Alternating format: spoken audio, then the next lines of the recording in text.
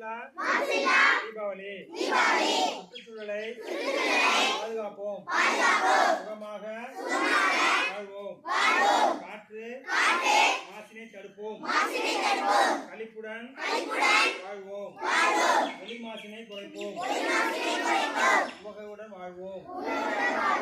வெடி வைத்தால் சுற்றுச்சூழல் அழிவுறும், செடி வைத்தால் சுற்றுச்சூழல் ஒளிவுறும்.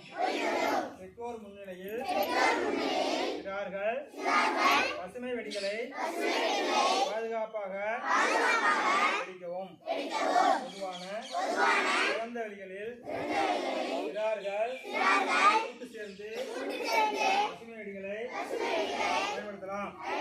மருத்துவமனை, பள்ளிக்கூடம் மற்றும் நோயாளிகள் மற்றும் முதியோர் உள்ள இடங்களுக்கு அருகே வெடி வெடிப்பதை தவிர்த்திடுங்கள். வெடியின் மூலம் தீக்காயம் ஏற்பட்டால் தண்ணீர் ஊற்றுங்கள்.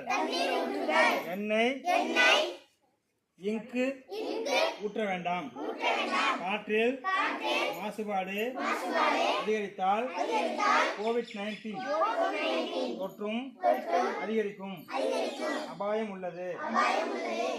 எனவே தேசிய பசுமை தீர்ப்பாயம் கூறுகிறது, அலுமினியம் உணவுப் பொருளாக கொண்டு கந்தகம், கார்பன், பொட்டாசியம், நைட்ரேட் இவைகள் கொண்டு பொதுவாக பட்டாசுகள் தயாரிக்கப்படுகின்றன.